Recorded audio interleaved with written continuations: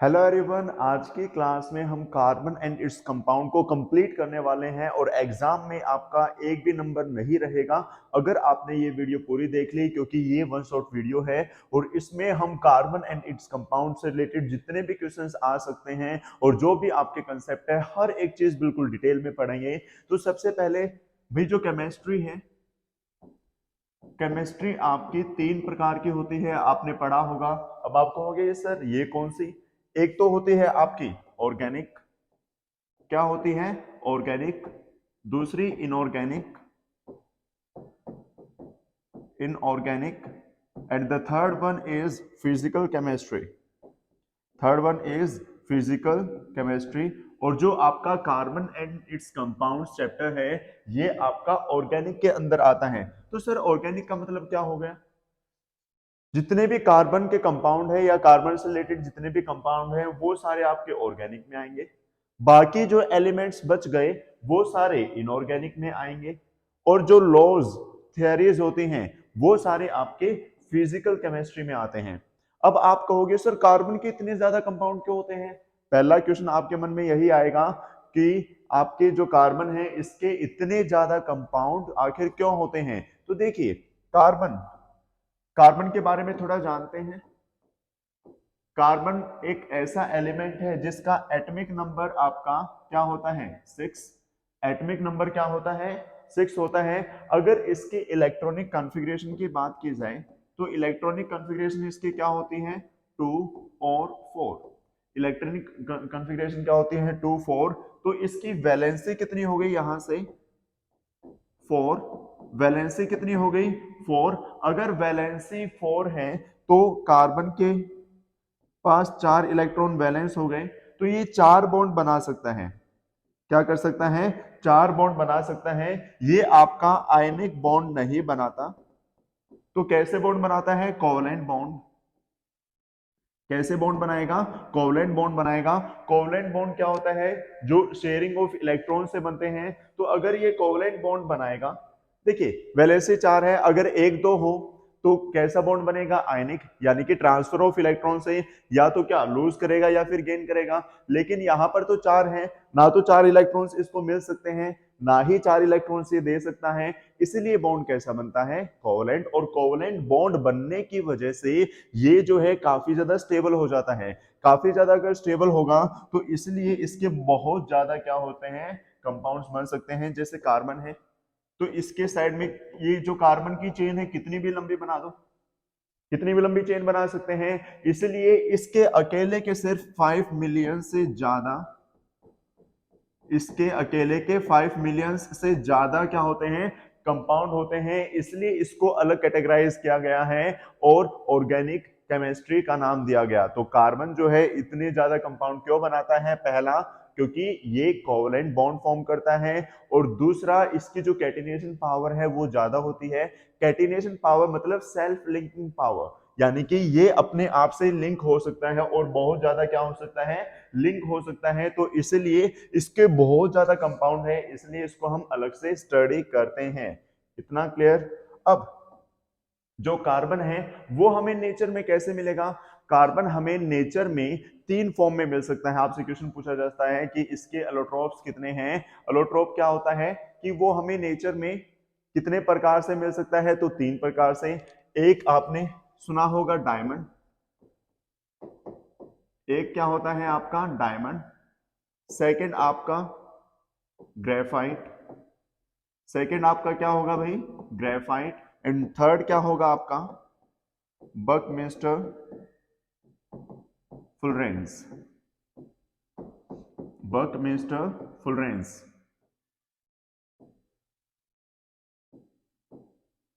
तो ये आपके 3 कंपाउंड होते हैं या 3 एलोट्रोप होते हैं, जिन एलोट्रोप्स में आपका कार्बन आपको मिलता है। अब डायमंड क्या होता है? हार्डेस्ट मटेरियल होता है। डायमंड वैसे तो एक नॉन मेटल है, लेकिन क्या होता है? कार्बन एक नॉन मेटल है, तो क्या होता है? ये एक हार्डेस्ट मटेरियल जो हमारी अर्थ पर पाया जाता है। ये हार्डेस्ट क्यों होता है? ये हार्डेस्ट इसलिए होता है क्योंकि कार्बन, एक कार्बन से कितने कार्बन लिंक होते हैं? 4।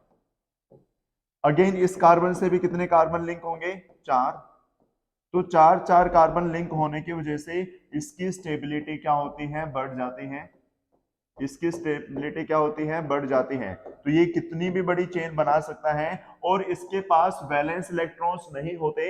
अगर वैलेंस इलेक्ट्रॉन्स नहीं है तो ये आपका किसी के साथ बॉन्ड ही नहीं बना सकता, यानी कि ब्रेक भी नहीं हो सकता। तो इसीलिए जो डायमंड है वो सबसे ज्यादा हार्डेस्ट मटेरियल है। वो सबसे ज्यादा क्या है, हार्डेस्ट मटेरियल। अब डायमंड का यूज कहाँ होता है आपको पता है कि जो डायमंड है वो ज्वेलरी बनाने में यूज होता है, या फिर जो कटर होते हैं बड़े बड़े इंडस्ट्रीज में, उन कटर के सरफेस पर लगाया जाता है ताकि वो कटर जल्दी से ना घिसे।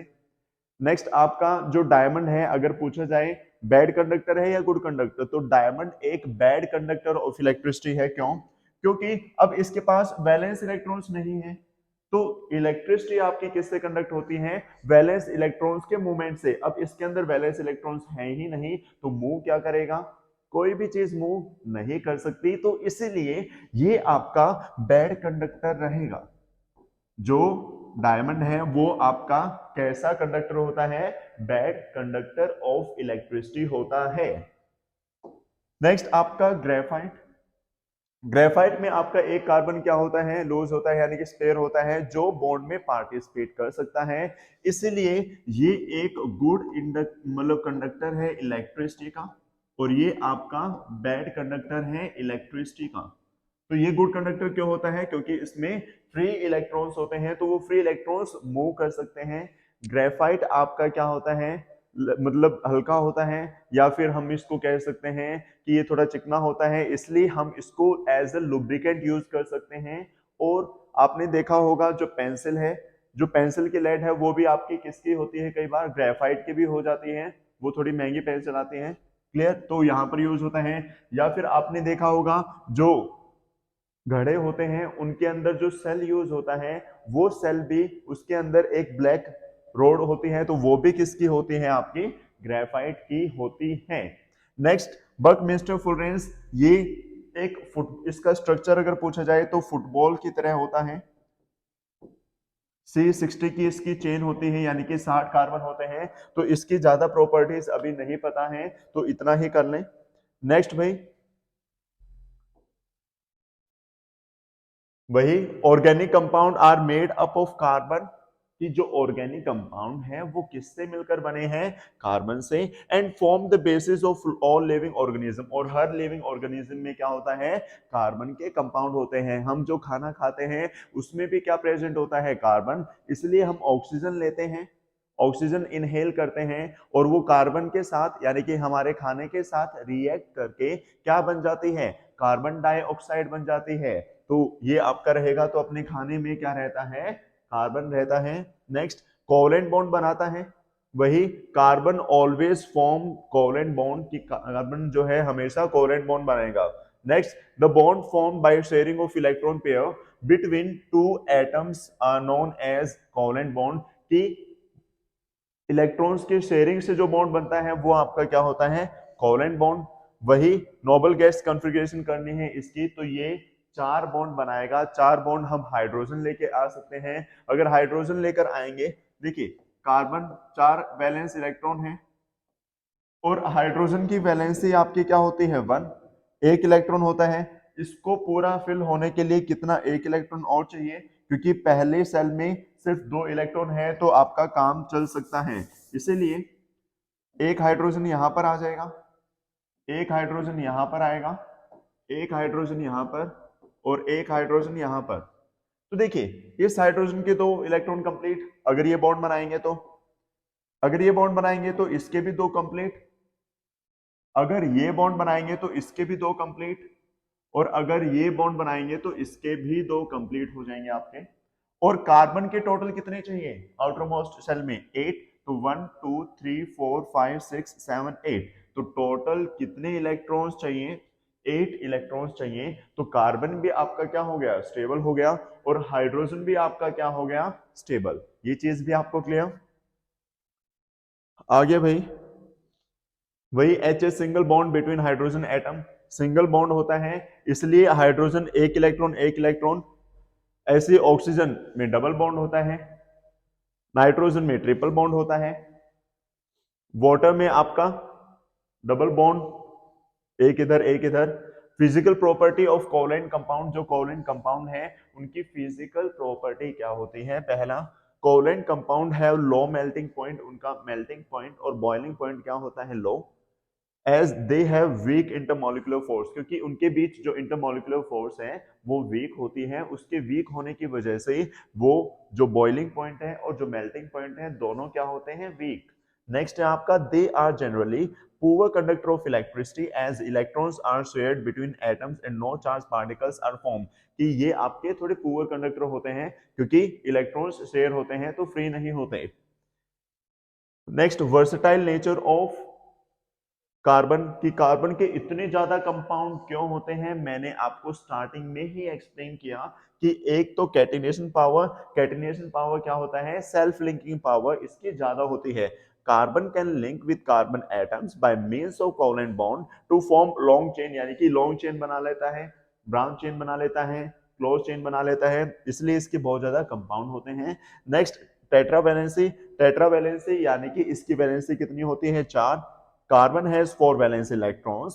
Carbon can bond with 4 carbon atoms, monovalent, oxygen, nitrogen, sulfur. हो जाएगा भाई। अब नेक्स्ट आपका आएगा हाइड्रोकार्बन। अब आपको होगी सर ये हाइड्रोकार्बन क्या चीज आ गई? हाइड्रोकार्बन मैंने आपको बता रखा है कि अगर किसी वर्ड का अगर आपको मतलब ना पता हो तो इसी वर्ड में उसका मीनिंग छिपा हुआ होता है। तो देखिए, अगर इस वर्ड को ब्रेक करें तो हाइड्रो का मतलब हाइड्रोजन, हाइड्रो का मतलब हाइड्रोजन, और कार्बन का मतलब कार्बन ही होता है। तो एक ऐसा कंपाउंड जिसमें सिर्फ और सिर्फ हाइड्रोजन और कार्बन हो, एक ऐसा कंपाउंड जिसमें सिर्फ और सिर्फ हाइड्रोजन और कार्बन हो, उस कंपाउंड को क्या कहा जाएगा? हाइड्रोकार्बन कहा जाएगा। क्या कहा जाएगा? हाइड्रोकार्बन। अगर हाइड्रोकार्बन कहा जाएगा तो हाइड्रोकार्बन भी आपके दो प्रकार के होते हैं, एक होता है सैचुरेटेड, एक होता है आपका सैचुरेटेड और दूसरा क्या होता है? अनसैचुरेटेड। अब आप कहोगे ये क्या होता है सर? जिसमें कार्बन और कार्बन के बीच सिंगल बॉन्ड हो, जिसमें कार्बन और कार्बन के बीच क्या हो? सिंगल बॉन्ड हो, उसको तो क्या कहा जाता है? Saturated hydrocarbon. और अनसैचुरेटेड हाइड्रोकार्बन भी दो प्रकार के होते हैं, एक तो क्या जिसमें कार्बन और कार्बन के बीच में डबल बॉन्ड हो, और एक कार्बन और कार्बन के बीच क्या हो? ट्रिपल बॉन्ड हो। तो ये आपका अनसैचुरेटेड। तो मैंने आपको बताया क्या, हाइड्रोकार्बन क्या होता है? जिसमें हाइड्रोजन और कार्बन होता है सिर्फ।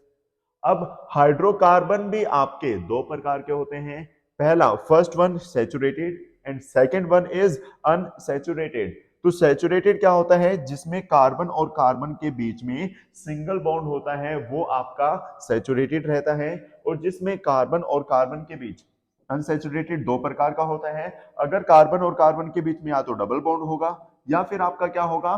ट्रिपल बॉन्ड होगा। अब इस चीज को भी डिटेल में समझते हैं। ये हो गया आपका क्या,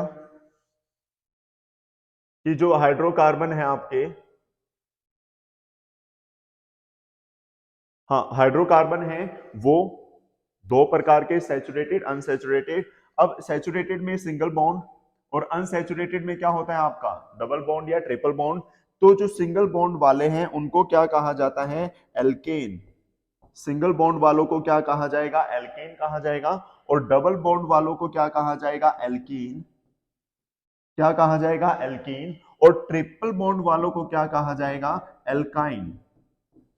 ट्रिपल बॉन्ड वालों को क्या कहा जाएगा? आपका एल्काइन कहा जाएगा। तो सिंगल बॉन्ड वाले एल्केन, डबल बॉन्ड वाले एल्कीन, और ट्रिपल बॉन्ड वाले एल्काइन। ये चीज आपको अच्छे से समझ में आई होगी। आगे देखिए,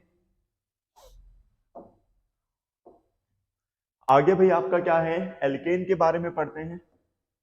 तो जो एल्केन है अभी हमने किया कि एल्केन में कार्बन और कार्बन के बीच सिंगल बॉन्ड होता है। अगर सिंगल बॉन्ड होगा, ये सिंगल बॉन्ड हो गया। अब यहां पर एक तो हम नॉर्मल लेके चल सकते हैं, सिर्फ ये भी एक एल्केन है। अगर दो कार्बन है तो एक, दो, तीन, चार, 5 6। तो इसको क्या लिख सकते हैं CH4, इसको क्या लिख सकते हैं C2 क्योंकि कार्बन 2 हैं और हाइड्रोजन 1 2 3 4 5 6 तो H6। अगर 3 कार्बन हम बनाएं तो 1 2 3 तो क्या आएगा हाइड्रोजन हाइड्रोजन हाइड्रोजन, क्योंकि कार्बन 4 बॉन्ड बनाता है तो इसको 4 बॉन्ड तो कंप्लीट करने पड़ेंगे, तो 4 बॉन्ड मैंने कंप्लीट कर दिए। अब यहां पर कितने कार्बन हैं 3 कार्बन हैं और हाइड्रोजन कितने हैं 1 2 3 4 5 6 7 8 तो H8 लिखेंगे। अगर यहां पर सिमिलैरिटी देखोगे तो क्या है, इसमें कार्बन 1 है तो उसका डबल करके 2 ऐड कर दिया, 2 का डबल करके 2 ऐड कर दिया, 3 का डबल करके 2 ऐड कर दिया, तो एल्केन का आपका जनरल फॉर्मूला क्या होता है CnH2n+2। इसका फॉर्मूला आपका क्या होता है CnH2n+2। ये आपका एल्केन का जनरल फॉर्मूला है। अगर n की वैल्यू 1 पुट करेंगे तो 1 और 2 1 जा 2 + 2 4 तो CH4 आ गया। अगर 2 पुट करेंगे तो 2 2 2 जा 4 + 2 6 तो C2H6 आ गया। ऐसे ये तो इसका जनरल फॉर्मूला आप याद रख सकते हैं, रख लोगे भाई। आगे देखो एल्कीन, एल्कीन में आपके पास क्या होता है कार्बन और कार्बन के बीच डबल बॉन्ड होता है। इसमें सिंगल कार्बन वाला कंपाउंड नहीं होता, क्यों, क्योंकि डबल 2 कार्बन होंगे तभी तो डबल बॉन्ड होगा उनके बीच। तो यहां पर 1 2 1 2 क्योंकि इसके भी 4 बॉन्ड हो गए, इसके भी 4 बॉन्ड हो गए, तो ये आपका क्या रहेगा C2H4। अगर 3 वाला बनाए तो वो आपका क्या आ जाएगा C3H6 C4H8। तो इसका जनरल फॉर्मूला आपका क्या होता है CnH2n। इसका जनरल फॉर्मूला आपका क्या होता है भाई CnH2n, ये भी याद रह जाएगा। नेक्स्ट है आपका एल्काइन। तो जो एल्काइन है इसमें क्या होता है कार्बन और कार्बन के बीच ट्रिपल बॉन्ड होता है, तो एक बॉन्ड इसका बचा और एक बॉन्ड इसका बचा, तो ये आपका क्या आएगा C2H2। तो इसका फॉर्मूला क्या होता है जनरल CnH2n-2। क्या फॉर्मूला होता है भाई CnH2n-2। तो आपके तीनों फॉर्मूले देखो एक बार, CnH2n+2 एल्केन का, एल्कीन का CnH2n और एल्काइन का क्या हो जाएगा आपका CnH2n-2, यानी कि दो दो हाइड्रोजन का डिफरेंस आ जाता है। आगे देखिए भाई,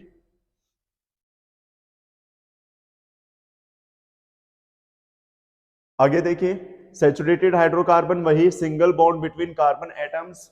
नेक्स्ट एल्केन जो है इनको कहा जाता है जनरल फॉर्मूला CnH2n+2, यही मैंने आपको बताया। नेक्स्ट अनसैचुरेटेड में डबल और ट्रिपल बॉन्ड होता है, डबल को एल्कीन कहा जाता है और ट्रिपल को क्या कहा जाता है एल्काइन। ये डबल बॉन्ड बना रखा है, इसका जनरल फॉर्मूला CnH2n, और एल्काइन का ये ट्रिपल बॉन्ड बना रखा है और फॉर्मूला CnH2n-2। क्लियर है। अगर इलेक्ट्रॉन डॉट स्ट्रक्चर की बात आए, किसकी बात आए इलेक्ट्रॉन डॉट स्ट्रक्चर की, तो बिल्कुल ही सिंपल है। मान लो कार्बन है 2, अब यहां पर हम बॉन्ड ना बनाकर क्या बना लेते हैं इसके इलेक्ट्रॉन्स बना लेते हैं। अगर इसके इलेक्ट्रॉन्स बनाएंगे, अगर क्या बनाएंगे इसके इलेक्ट्रॉन्स, तो इलेक्ट्रॉन्स देखिए एक इलेक्ट्रॉन इसका, एक इलेक्ट्रॉन इसका। क्लियर है। ऐसे ही यहां पर 4 इलेक्ट्रॉन होंगे टोटल इसके, 4 इलेक्ट्रॉन मैंने बना दिए और जो हाइड्रोजन है उसके मैंने डॉट से रिप्रेजेंट कर दिए, उसके इलेक्ट्रॉन मैंने किससे रिप्रेजेंट कर दिए भाई डॉट से।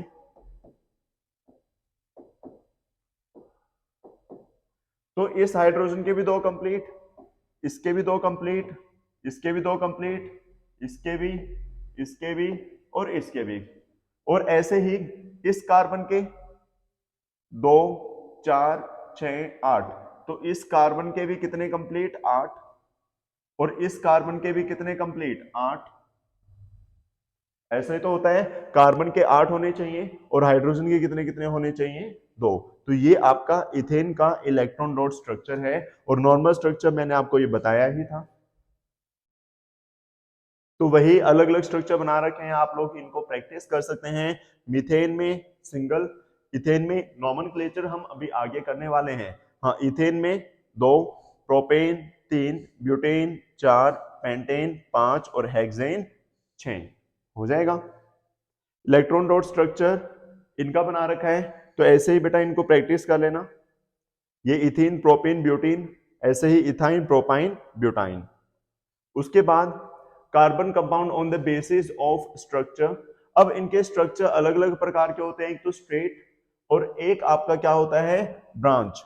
एक तो होता है स्ट्रेट और एक क्या होता है, ब्रांच। लेकिन उससे पहले हम एक बार क्या करते हैं, नॉमेनक्लेचर को कर लेते हैं कि जो केमिकल कंपाउंड है उनके नाम हम क्या क्या रखेंगे। तो नॉमेनक्लेचर देखिए भाई,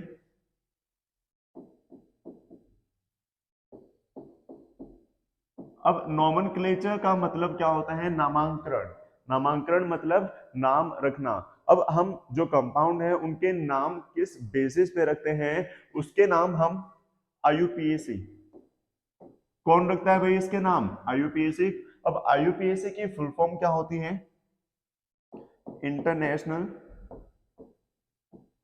इंटरनेशनल यूनियन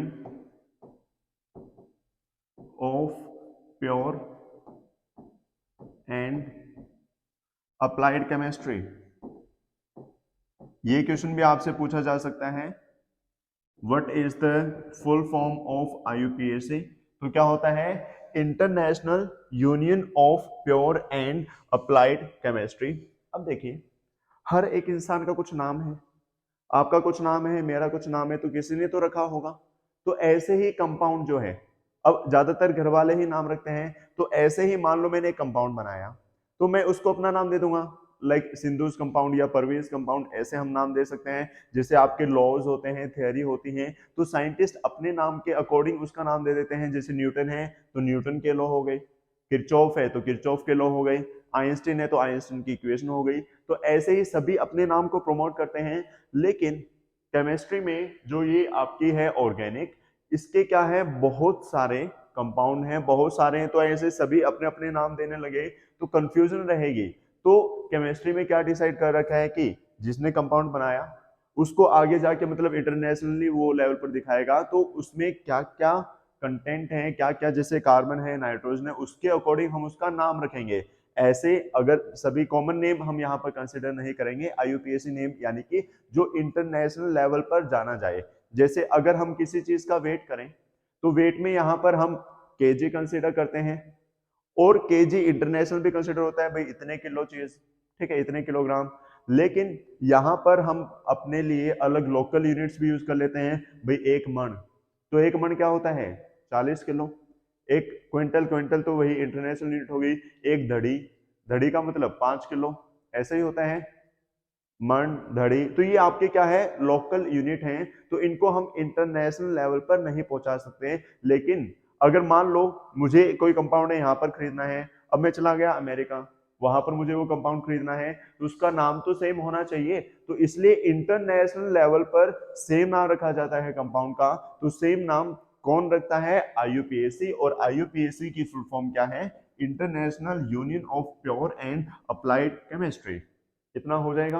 अब ये क्या कहता है, अगर मेरे पास नंबर ऑफ कार्बन पर पहले डिपेंड करता है, अगर एक कार्बन है तो मिथ, एक कार्बन के लिए मिथ, 2 के लिए क्या लिखेंगे, इथ, 3 के लिए प्रोप, 4 के लिए ब्यूट,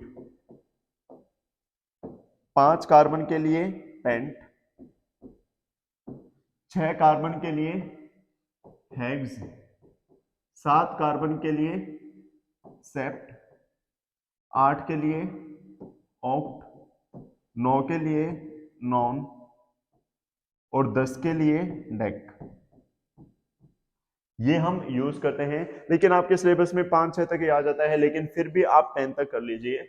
अगर कहीं किसी कंपाउंड में एक कार्बन है तो मिथ, 2 कार्बन के लिए इथ, 3 के लिए प्रोप, 4 के लिए ब्यूट, 5 के लिए पेंट, 6 के लिए हेक्स, 7 के लिए सेप्ट, 8 के लिए ऑक्ट, 9 के लिए नॉन और 10 के लिए डेक। अब नेमिंग कैसे होती है? अगर वो एक एल्केन है, क्या है? एल्केन। एल्केन है तो लास्ट वाले ये तीन लेटर यूज हो जाएंगे, ए एन ई, तो क्या बन जाएगा? मीथेन। क्या बन जाएगा भाई? Methane, ethane, propane, butane, pentane, hexane, septane, octane, nonane, decane. अगर एल्केन है, और एल्केन क्या होता है? जिसमें सिंगल बॉन्ड होता है, ठीक है। एक क्या होता है आपका? एल्कीन। तो एल्कीन जिसमें क्या हो जाए? डबल बॉन्ड आ जाए, तो डबल बॉन्ड वाले केस में क्या होगा? डबल बॉन्ड वाले केस में ये ई आ जाएगा। ई है तो क्या बन जाएगा? मिथीन तो होता नहीं, क्यों? क्योंकि कम से कम 2 कार्बन तो चाहिए, तो ethene, propene, butene, pentene, hexene, septene, octene, nonene, decene, ऐसे। और अगर एल्काइन है, एल्काइन मतलब अगर कार्बन और कार्बन के बीच में ट्रिपल बॉन्ड है, तो ट्रिपल बॉन्ड वाले केस में क्या होगा? YNE आ जाएगा। क्या आ जाएगा भाई आपका? YNE। तो क्या बन जाएगा? Ethyne, propyne, butyne, pentyne, hexyne, septyne, ठीक है, ऑक्टाइन, नोनाइन, डेकाइन। इतना कर लोगे? ये चीज आपको समझ में आई? चलो ठीक है। अब आगे देखिए, एक तो क्या होता है आपका सिंपल अगर चेन है, जिसे मैंने बना दिया C 3 4 5, 5 कार्बन लगा दिए और यहां पर मैंने हाइड्रोजन लगा दिए। लगा सकते हैं भाई। अगर हाइड्रोजन लगाएंगे तो यहां पर सभी कार्बन के बीच क्या है? Single bond. अगर सभी कार्बन और कार्बन के बीच सिंगल बॉन्ड है, तो ये आपका एक क्या बन गया? एल्केन बन गया। और अगर ये एक एल्केन बना तो 1 2 3 4 5, तो 5 के लिए क्या यूज होता है? पेंट। अब ये एक एल्केन है तो क्या आ जाएगा? ANE। तो क्या बन जाएगा? ये पेंटेन। क्या बनेगा? पेंटेन। ये तो है अगर आपकी एक स्ट्रेट चेन है। अगर क्या है? Straight chain. लेकिन अगर ब्रांच चेन बना दी जाए, ब्रांच, ब्रांच का मतलब क्या होता है? शाखा। यानी कि जैसे एक पेड़ है तो पेड़ के अलग अलग ब्रांचेस होते हैं, तो उन ब्रांचेस के अकॉर्डिंग क्या आएगा? मान लो 1 2 3 4 5 ऐसे कार्बन है और एक कार्बन यहां पर लगा दिया। भाई कहीं भी लगा सकते हैं। अब इनके हाइड्रोजन अगर कंप्लीट करें, तो ये मैंने इनके हाइड्रोजन कंप्लीट कर दिए।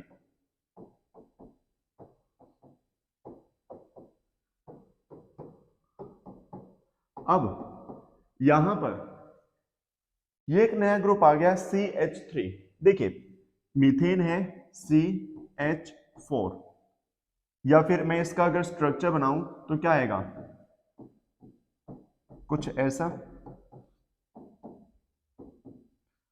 ये तो आपका क्या हो गया? एल्केन हो गया।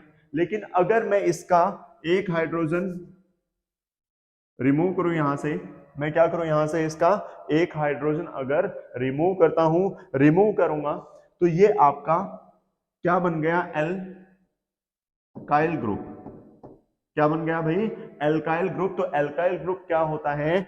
CnH2n+1, यानी कि जिसमें एल्केन से एक हाइड्रोजन कम होता है। जिसमें एल्केन से क्या होता है? एक हाइड्रोजन कम होता है। वो आपका किस ग्रुप में आएगा? वो आपका एल्काइल ग्रुप में आएगा। तो इसकी नेमिंग में क्या आ जाएगा? YL। तो ये एक कार्बन वाला क्या बन गया? मिथाइल। क्या बन गया भाई? मिथाइल। यानी कि एल्केन से एक हाइड्रोजन इसमें क्या होता है आपका? कम होता है। अगर कम होता है तो इसको देखिए,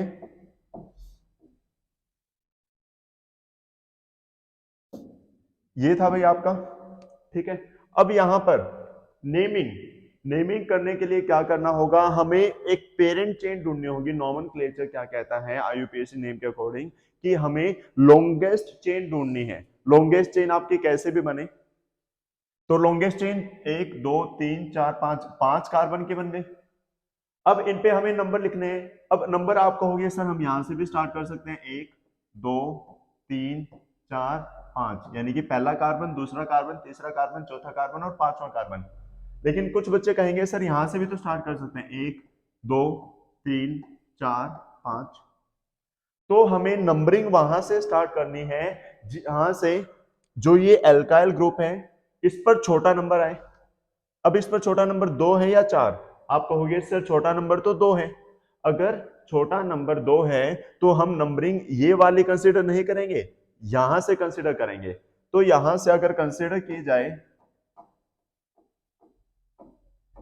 अगर यहां से कंसीडर की जाए तो जिस कार्बन पर ये आपका एल्काइल ग्रुप है यानी कि मिथाइल है, वो कौन सा कार्बन है?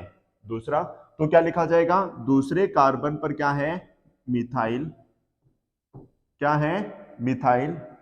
सॉरी भाई, हाँ, दूसरे कार्बन के पर क्या है आपका? मिथाइल। और 1 2 3 4 5, 5 कार्बन की चेन है, 5 के लिए क्या यूज करते हैं? पेंटेन। क्या आ जाएगा आपका? पेंटेन। तो ये आपका इसका नाम रहेगा 2 मिथाइल पेंटेन। क्या नाम रहेगा बेटा? 2 मिथाइल पेंटेन। क्लियर है? यानी कि पहले तो ब्रांच चेन का नाम लिखा जाता है आगे तो, और पीछे किस चीज का नाम लिखा जाता है आपका? जो भी आपका मतलब पेरेंट चेन है उसका नाम। नेक्स्ट एक और कंपाउंड कर लेते हैं यहां पर। मान लो आपके पास है,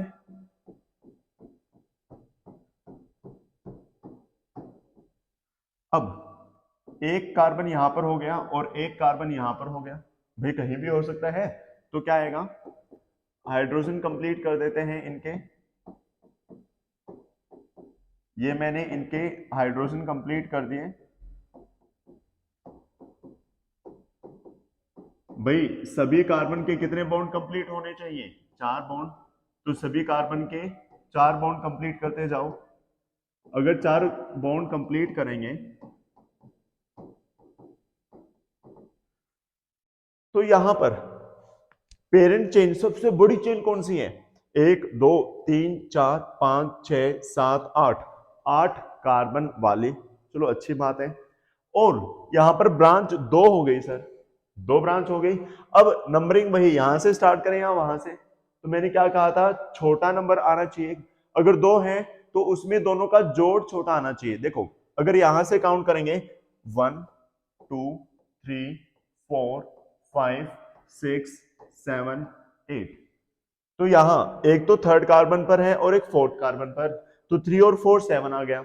लेकिन अगर वहां से काउंट करें तो 1 2 3 4 5 6, 5 4 6 11, ये एक बड़ा नंबर हो जाएगा। तो इसलिए नंबरिंग यहां से स्टार्ट करेंगे। चलो ठीक है।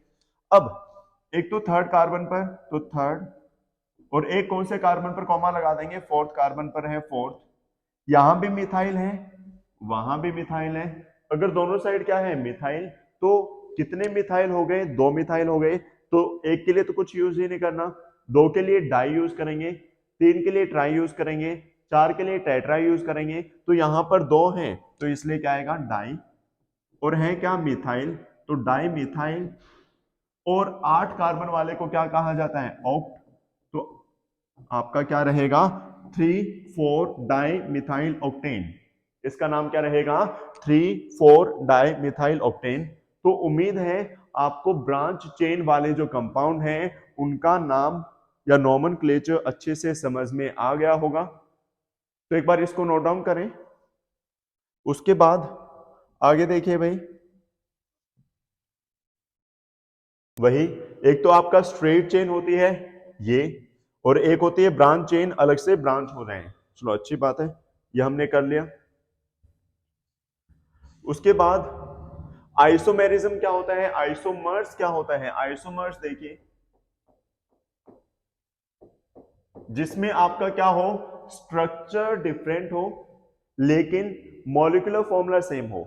जिसमें आपका मॉलिक्यूलर फॉर्मूला तो क्या हो? सेम, लेकिन स्ट्रक्चर क्या हो? डिफरेंट। उसको क्या कहा जाता है? Isomers. These three above compounds has same molecular formula but different structures are called structural isomers and phenomenon is structural isomerism। जैसे आपका मैंने क्या बनाया? पेंटेन। अब जो पेंटेन है, पेंटेन का मतलब 5, तो 12 हाइड्रोजन हो जाएंगे। अब इसको हम अलग अलग प्रकार से बना सकते हैं। एक तो क्या, 1 2 3 4 5, 5 के 5 कार्बन लाइन में लगा दिए, फिर इनके हाइड्रोजन कंप्लीट कर देंगे। या फिर मैं यहां से इस कार्बन को हटाकर, इस कार्बन को यहां से हटाकर यहां पर एक ब्रांच बना दी, फॉर्मूला तो वही रहेगा, वही 5 कार्बन और आपके 12 हाइड्रोजन रहेंगे। और अगर मैं इन दोनों को यहां से हटाकर एक कार्बन यहां लगा दूं और एक कार्बन यहां लगा दूं, अब भी 1 2 3 4 5, 5 कार्बन हो गए और 12 ही इसके क्या आ जाएंगे, हाइड्रोजन। तो आपका ये फॉर्मूला तो सेम रहा तीनों में, लेकिन स्ट्रक्चर क्या हो गया, अलग अलग हो गया। तो जिसमें आपका ये मॉलिक्यूलर फॉर्मूला क्या हो सेम और स्ट्रक्चर क्या हो डिफरेंट, उनको क्या कहा जाता है, आइसोमर्स। उनको क्या कहा जाएगा, आपका आइसोमर्स कहा जाएगा। तो आगे देखिए,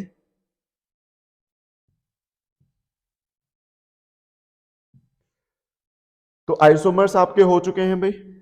उसके बाद साइक्लिक, अगर कोई कंपाउंड क्या है, साइकिल, साइकिल यानी कि क्लोज चेन है, मान लो 1 2 3 4 5 6, 6 कार्बन हो गए। अब इनके हम हाइड्रोजन कंप्लीट करते हैं, तो ये आपका साइक्लिक बनेगा। क्या बनेगा, साइक्लिक। साइक्लिक सैचुरेटेड और साइक्लिक अनसैचुरेटेड, जिसमें सिंगल बॉन्ड आ जाए सभी कार्बन में वो तो साइक्लिक सैचुरेटेड, और जिसमें क्या आ जाए, डबल बॉन्ड आ जाए, वो आपका क्या रहेगा, अनसैचुरेटेड हो जाएगा। C6H6 ये आपका क्या हो जाएगा, बेंजीन। क्या हो जाएगा भाई, बेंजीन। नेक्स्ट आपका फंक्शनल ग्रुप। फंक्शनल ग्रुप क्या होता है, जो भाई किसी भी कंपाउंड को रिएक्टिव बना दे, एक ऐसी चीज जो कंपाउंड को क्या बना दे, रिएक्टिव। तो आपके 5 से 6 फंक्शनल ग्रुप यहां पर आएंगे। तो इन हाइड्रोकार्बन चेन वन और more hydrogen atom is replaced by other atom in accordance with their valency, कि उनके वैलेंसी के अकॉर्डिंग अगर एक या एक से ज्यादा आपका क्या हो जाए, चेंज हो जाए, रिप्लेस हो जाए, तो उसको आपका क्या कहा जाता है, फंक्शनल ग्रुप कहा जाता है। वही दीज हेटेरो एटम और group of atom which make carbon compound reactive, जो क्या कर दे, कार्बन कंपाउंड को रिएक्टिव बना दें, एंड डिसाइड्स इट्स प्रॉपर्टी, और उसकी प्रॉपर्टी को क्या करें, डिसाइड करें, वो आपके क्या होते हैं, फंक्शनल ग्रुप होते हैं। तो एक बार ये फंक्शनल ग्रुप दे रखे हैं, इनको लिख लो।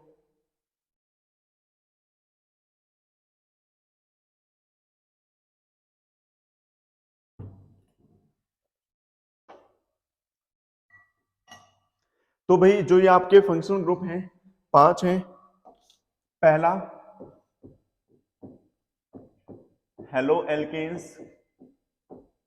अब आप कहोगे सर हेलो एल्केन मैंने कहा तो था, उस वर्ड के नाम में ही उसका मतलब होता है। तो हेलो, हेलो का मतलब यहां पर क्या होता है, हेलोजन। हेलो का मतलब यहां पर क्या होता है, हेलोजन। और एल्केन, एल्केन ही होता है जिसमें सिंगल बॉन्ड हो। अब हेलोजन क्या होता है, हेलोजन आपका एक ग्रुप होता है। कौन सा ग्रुप, जिस ग्रुप में 17 ग्रुप के एलिमेंट होते हैं, जिसमें 17 ग्रुप के एलिमेंट होते हैं, उनको क्या कहा जाता है, हेलोजन कहा जाता है। जैसे आपका क्लोरीन, ब्रोमीन, आयोडीन, अगर ये आ जाए। अब मान लो आपके पास क्या है, CH4 था, एक हाइड्रोजन यहां से रिमूव हो गया, और यहां पर मान लिया क्या आ गया, आपका क्लोरीन आ गया। क्या आ गया, क्लोरीन। तो ये आपका क्या बन गया, हेलो एल्केन। क्या बन गया, हेलो एल्केन। तो जो क्लोरीन है, क्लोरीन का नाम कैसे लिखेंगे, इसको लिखेंगे क्लोरो। इसको क्या लिखा जाएगा, क्लोरो। ऐसे ही ब्रोमीन को क्या लिखा जाएगा, ब्रोमो। तो ये आपका क्या आ गया, क्लोरो मीथेन। क्या आ गया, क्लोरोमीथेन। ऐसे ही इसके नाम भी आगे करेंगे। अल्कोहल में बस आप एक बार फंक्शनल ग्रुप देख लो। फर्स्ट हो गया हेलो एल्केन, जिसमें क्या आ जाए, हेलोजन आ जाए। दूसरा आपका क्या होता है, अल्कोहल। अल्कोहल में क्या होता है, एक कार्बन हटकर उस पर क्या हो जाता है, OH ग्रुप आ जाता है। कौन सा ग्रुप आ जाए, OH, यानी कि एक ऑक्सीजन और हाइड्रोजन। देखो ऑक्सीजन 2 बॉन्ड बनाता है, तो एक तो हाइड्रोजन के साथ बना लेगा और एक कार्बन के साथ, और हाइड्रोजन एक ही बनाता है, तो इसका इसके साथ बॉन्ड बनेगा ऑक्सीजन के साथ, तो तीनों क्या हो जाएंगे, स्टेबल। तो ये आपके क्या होते हैं, अल्कोहल, जिसमें OH ग्रुप आ जाए, जिसमें क्या आ जाए, OH। सेकेंड है एल्डिहाइड। इसकी नेमिंग में लास्ट में ई हटाकर ओएल लगा देंगे। जैसे आपका मीथेन है, क्या है मीथेन, तो मीथेन का ई हटाकर क्या लगा दो ओएल, तो नाम क्या हो जाएगा methanol, ethanol, propanol, butanol, pentanol. Next है आपका एल्डिहाइड। एल्डिहाइड, तो जो एल्डिहाइड है इसमें आपका क्या होता है COH। भाई कार्बन जो है उस पर O का डबल बॉन्ड अलग और हाइड्रोजन अलग, अगर ये ग्रुप आ जाए, देखो 1 2 3 और यहाँ कार्बन आ जाएगा तो 4 बॉन्ड बन जाएंगे, तो ये आपका एल्डिहाइड होगा। इसके नेमिंग में क्या करेंगे E हटाकर Al लगा देंगे, तो क्या आ जाएगा, जैसे 2 कार्बन वाला है तो क्या आ जाएगा इथेन होता है, E हटा दिया तो क्या आ गया Al आ गया, तो क्या हो गया इथेनॉल। इथेनॉल का मतलब क्या है एल्डिहाइड है, वो एक क्या है एल्डिहाइड। और जो कीटोन है, कीटोन का मतलब क्या होता है, ये हमेशा बीच वाले कार्बन पर आएगा। 2 कार्बन है उनके बीच में अगर एक कार्बन है तो उस कार्बन पर क्या आ जाए एक ऑक्सीजन, ऑक्सीजन के साथ डबल बॉन्ड बनता है, सिर्फ ये आ जाए। अब यहां पर हाइड्रोजन नहीं होना चाहिए, जिस कार्बन से ऑक्सीजन कनेक्ट है वहां पर कार्बन ही होने चाहिए, बाकी हाइड्रोजन नहीं होना चाहिए, यानी कि एल्काइल ग्रुप ही होने चाहिए। तो ये आपका क्या बन जाएगा कीटोन, क्या बन जाएगा भाई कीटोन। और इसकी नेमिंग में क्या करते हैं ई हटाकर ONE लगा देते हैं, तो इसका नाम क्या हो जाएगा आपका, वैसे होना चाहिए 3 कार्बन वाला प्रोपेन, तो ई हटा दिया क्या आ जाएगा 1 प्रोपेनन, प्रोपेनन, ब्यूटेनन, पेंटेनन, ऐसे हम इसकी नेमिंग कर सकते हैं। नेक्स्ट आपका कार्बोक्सिलिक एसिड। कार्बोक्सिलिक एसिड में, कार्बोक्सिलिक एसिड में आपका क्या होता है भाई, कार्बन पर एक तो क्या आता है डबल बॉन्ड O और OH भी आ जाए, जिसे अल्कोहल वाला OH भी आ जाए और कीटोन वाला डबल बॉन्ड O भी आ जाए। अगर ये आ जाए और एक 1 2 3 बॉन्ड हो गए और एक एल्काइल ग्रुप आ जाए, तो ये आपका क्या रहेगा कार्बोक्सिलिक एसिड। इसमें आप साथ में सिलिक एसिड यूज कर सकते हैं, जैसे प्रोपेनोइक एसिड, प्रोपेनोइक एसिड, तो इसकी नेमिंग में क्या होता है ओइक एसिड लग जाता है, क्या लग जाता है ओइक एसिड। जैसे इथेनोइक, इथेन का ई हटा दिया तो इथेनोइक एसिड, क्या हो जाएगा भाई इथेनोइक एसिड। तो एक बार इन चीजों को भी नोट डाउन कर लो। उसके बाद आगे देखते हैं भाई होमोलोगस सीरीज। होमोलोगस सीरीज क्या होती है, it is a series of compound in which the some functional group substitute for the hydrogen in a carbon chain, यानी कि सेम फंक्शनल ग्रुप चले, या फिर जैसे आपका मीथेन था उसके बाद क्या आ गया था इथेन, उसके बाद मीथेन, इथेन, प्रोपेन, ब्यूटेन, ऐसे चले थे आपके। तो मीथेन क्या होता है CH4 C2H6 C3H8 C4H10, ऐसे चलेगा। तो इसमें 2 कंसेक्यूटिव जो हैं उनका क्या होता है, एक तो कार्बन ऐड हो जाता है और 2 हाइड्रोजन, एक कार्बन ऐड हो गया और 2 हाइड्रोजन, एक कार्बन ऐड हो गया और 2 क्या हो गए हाइड्रोजन ऐड हो गए। तो जिसमें एक कार्बन और 2 हाइड्रोजन ऐड होते जाएं, यानी कि CH2 ग्रुप ऐड होता जाए, हर एक में क्या होता जाए CH2 ग्रुप अगर ऐड होता जाएगा तो हम उनको होमोलोगस सीरीज में कंसीडर करेंगे। किसमें, होमोलोगस सीरीज में। अब यहां पर एक चीज और आती है कि मास कितना चेंज होता है। अभी मैंने आपको बताया जिसमें क्या ऐड होता जाए CH2, तो एक कार्बन में मास कितना होता है 12 और एक हाइड्रोजन में कितना होता है 1, 2 हाइड्रोजन है तो 2 1 जा 2, तो 12 प्लस 2 आपका कितना हो जाएगा 14। तो 2 कंसेक्यूटिव में मास का डिफरेंस कितना आए 14 यूनिट, मास का डिफरेंस कितना है 14 यूनिट, और फंक्शनल ग्रुप का क्या है CH2 का अगर डिफरेंस आए तो उसको होमोलोगस सीरीज कहा जाता है। वही they have same general formula, formula same रहेगा।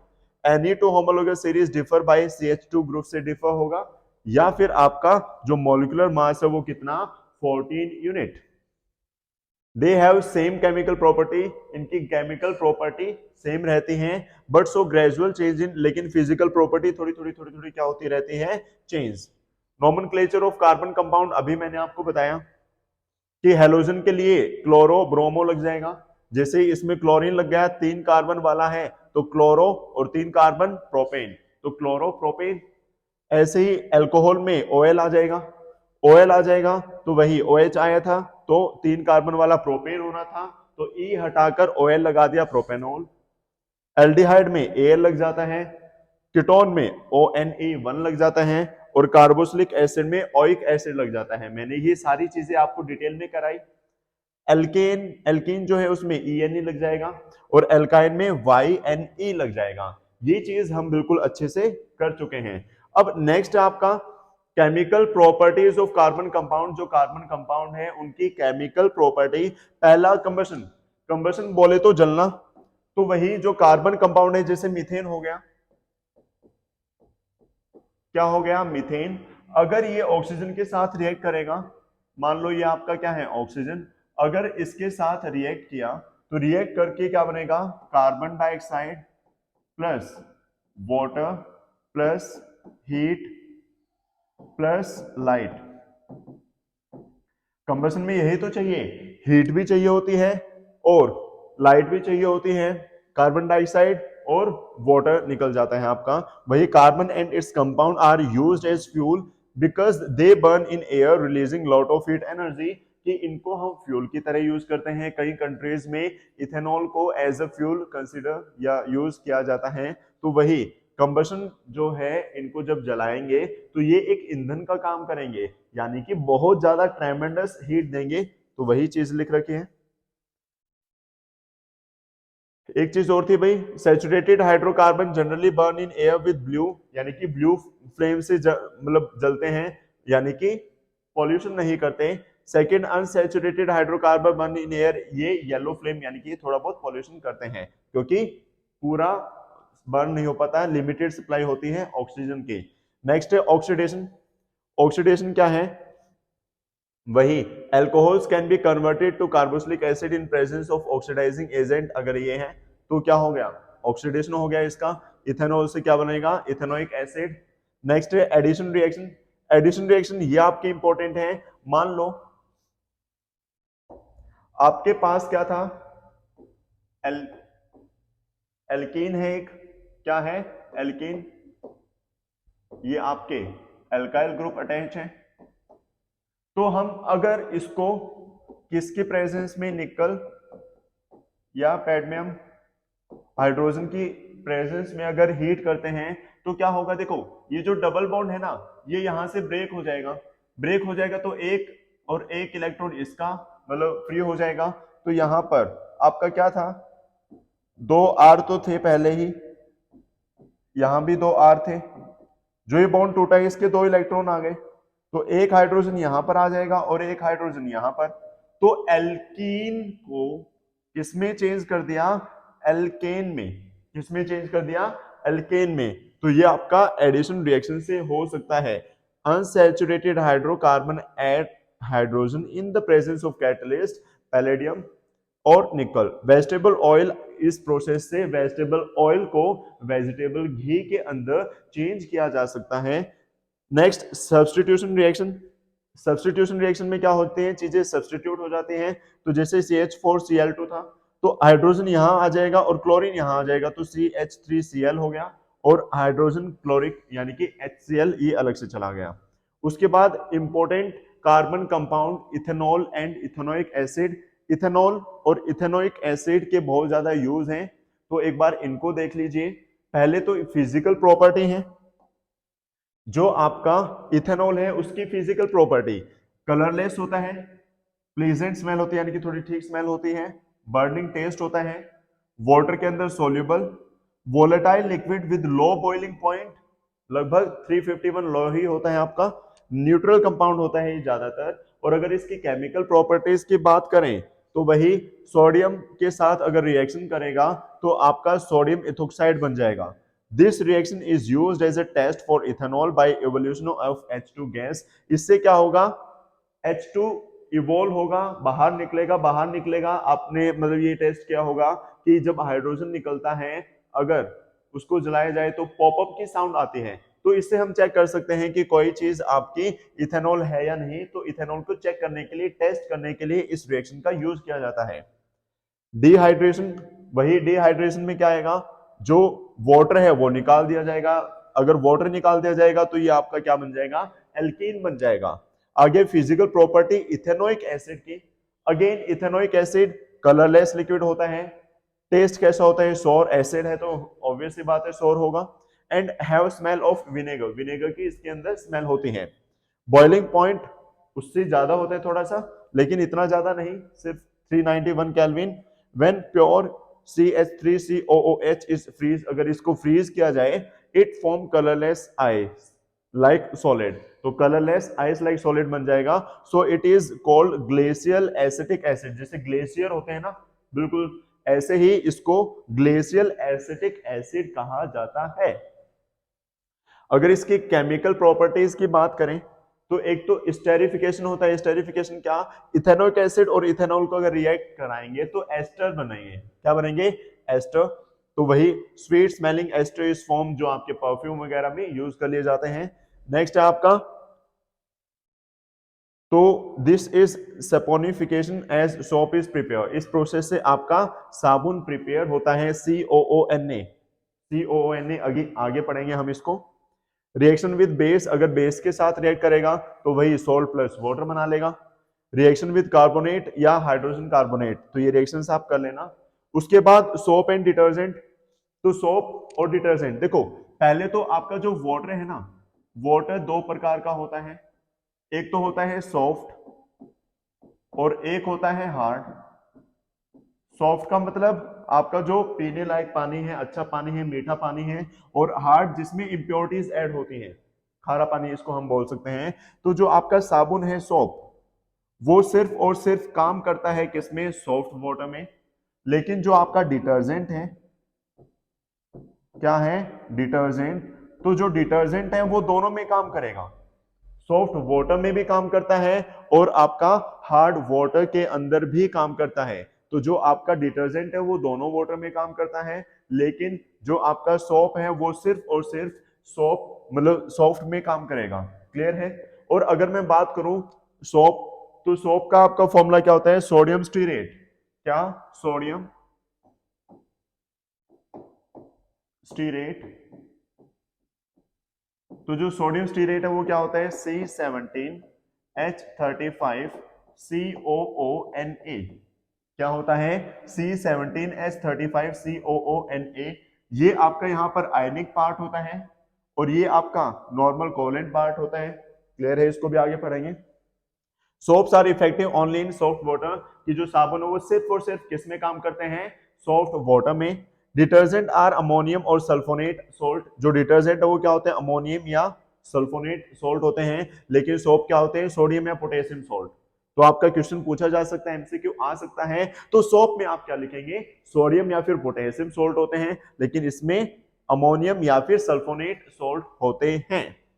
सोप मॉलिक्यूल वही दो पार्ट होते हैं, आयनिक, और एक तो होता है आयनिक और दूसरा आपका क्या होता है, लॉन्ग हाइड्रोकार्बन चेन। क्या होता है, लॉन्ग हाइड्रोकार्बन चेन। अब जो आपका आयनिक है वो कैसा होता है, हाइड्रोफिलिक। वो आपका कैसा होता है भाई, हाइड्रोफिलिक। और जो ये दूसरे वाला पार्ट है वो आपका क्या होता है, हाइड्रोफोबिक। ये वाला क्या होता है, हाइड्रोफोबिक पार्ट। अब वही हाइड्रोफिलिक और हाइड्रोफोबिक क्या होता है सर, देखो हाइड्रो वर्ड को अगर ब्रेक करेंगे, हाइड्रो का मतलब वाटर, और फोबिक बोले तो फोबिया डर, यानी कि हेटिंग। ऐसा पार्ट जो वाटर को हेट करे, और हाइड्रोफिलिक वाटर लविंग, जो पानी के पास जाए। तो आपका जो क्लींजिंग एक्शन ऑफ सोप है उसमें क्या होता है, वही दो पार्ट हो गए, एक तो क्या हाइड्रोफिलिक और दूसरा हाइड्रोफोबिक। हाइड्रोफिलिक आपका कैसा होता है, हेड, और ये आपका टेल की फॉर्म में होता है। तो हमने क्या किया, पानी लिया, पानी जो है उसके अंदर डिटर्जेंट डाला या सोप डाला, साबुन डाला। अब उसके दो पार्ट हो जाएंगे, एक तो आयनिक और एक लॉन्ग हाइड्रोकार्बन चेन वाला। अब जो हमने गंदा कपड़ा डाला है वो उसमें हम इम्प्योरिटी मान सकते हैं, या तो उसके अंदर ऑयल या फिर ग्रीस, ये आपका एज ए इम्प्योरिटी रहता है। तो वही मोस्ट डर्ट इज ऑयली, कि मोस्टली जो डर्ट है वो कैसी होती है, नेचर में ऑयली होती है। एंड हाइड्रोफोबिक एंड अटैच, इससे हाइड्रोफोबिक एंड अटैच होगा, क्योंकि हाइड्रोफोबिक ऐसा पार्ट जो पानी से दूर भागे तो ये इसके पास आएगा, और हाइड्रोफिलिक पानी में डिसोल्व रहेगा। तो इसने क्या किया, जो डर्ट थी उसके साथ मतलब उसको पकड़ लिया, जकड़ लिया, और जो हाइड्रोफिलिक है वो पानी में रहेगा। और जब हम कपड़े को यूं करते हैं तो इससे क्या होता है, जो हाइड्रोफिलिक पार्ट है वो ज्यादा स्ट्रांग होता है, तो वो क्या करता है, अपने अंदर रखता है उस पूरे को। तो हाइड्रो जो फोबिक पार्ट है वो डर्ट को अपने साथ ले आता है और पानी के अंदर डिजोल्व कर देता है, और फिर हम पानी को फेंक देते हैं, फिर पानी डालते हैं, उसको निचोड़ते हैं, फिर डाल देते हैं, ऐसे ही 3-4 बार साफ करते हैं तो वो कपड़ा क्या हो जाता है, साफ होता है। तो ऐसे आपका साबुन काम करता है, मिसल्स बन जाते हैं, इनको मिसल कहा जाता है। वही head tail head tail head tail, तो वही ये कपड़े के साथ, ये आपका पानी के साथ, तो रिएक्ट करके ऑयल ड्रॉप को बाहर निकाल ले जाएंगे। The magnesium and calcium salt present in hard water react with soap molecular to form insoluble product called scum. आपने देखा होगा जब आप खारे पानी में साबुन लगाते हैं तो वो साबुन अच्छे से काम नहीं कर पाता, लेदर कम फॉर्म होते हैं, लेदर हम झाग को बोल सकते हैं, तो लेदर कम फॉर्म होते हैं। लेकिन जब पानी प्योर हो, मीठा पानी है, तो उसमें कपड़े अच्छे से साफ हो सकते हैं। लेकिन डिटर्जेंट में तो दोनों में साफ हो जाएगा, लेकिन जो आपका सोप है वो आपका सिर्फ मीठे पानी में इफेक्टिव है। अगर वैसे खारा पानी है आप उस पर साबुन लगाओगे तो साबुन थोड़ा चिकटा चिकटा हो जाता है, देखा होगा आपने, तो वो स्कम बन जाता है। क्या बन जाता है, स्कम। तो जो स्कम बनेगा वो इन इम्प्योरिटीज की वजह से, इन सॉल्ट की वजह से बनता है। By use of detergent insoluble scum is not form, कि वही आपने देखा होगा आजकल तो वॉशिंग मशीन में तो डायरेक्ट डिटर्जेंट डलता है, लेकिन पहले के टाइम लोग क्या करते थे, भाई बाल्टी ली, पहले डिटर्जेंट डाला, थोड़ा भिगो के रखे कपड़े, उसके बाद साबुन लगाया और फिर ब्रश से उसको धोते थे, ताकि जो हार्डनेस है पानी की वो कम हो जाए। और हार्डनेस कम हो तो यानी कि साबुन अपना पूरा काम, पूरा इफेक्टिव रहे, अपना पूरा काम कर पाए। तो उम्मीद है यहां तक आपको बिल्कुल अच्छे से समझ में आया। तो हमने पूरा चैप्टर कर लिया है आपका carbon and its compound, carbon क्या होता है, उसके कंपाउंड क्या क्या होते हैं, फंक्शनल ग्रुप हो गया, होमोलोगस सीरीज हो गया, नोमेनक्लेचर हो गया, और इथेनोइक एसिड या फिर जो आपका इथेनॉल है उसके बारे में हमने पढ़ लिया, उनकी physical property, chemical property, chemical reactions पढ़ ली हमने, केमिकल जो रिएक्शंस थी, एडिशन रिएक्शन, सब्स्टिट्यूशन रिएक्शन या फिर कंबशन रिएक्शन, उसके बाद हमने सोप और डिटर्जेंट हर एक चीज डिटेल में कर ली है। तो अगर आपने ये वीडियो पूरी देख ली तो आपका एक भी नंबर नहीं रहेगा एग्जाम में। तो इस वीडियो को ज्यादा से ज्यादा शेयर करें अपने फ्रेंड्स के साथ, ताकि वो भी इस लास्ट टाइम पढ़ें और उनका मार्क्स मतलब उनका स्कोर भी काफी ज्यादा अच्छा हो। तो वीडियो को लाइक करें, कमेंट करके बताएं आपको वीडियो कैसी लगी। अगर आप चैनल पर नए हैं तो चैनल को सब्सक्राइब करना ना भूलें। तो हाँ, प्लेलिस्ट बना रखी है, हर चैप्टर की 1 शॉर्ट वीडियो मैंने वहां पर डाल रखी है, तो वहां से आप हर चैप्टर को कर सकते हैं। सिर्फ 1 घंटे के करीब सभी वीडियो मिलेंगी। तो मिलते हैं नेक्स्ट वीडियो में, till then bye bye, take care, have a nice day.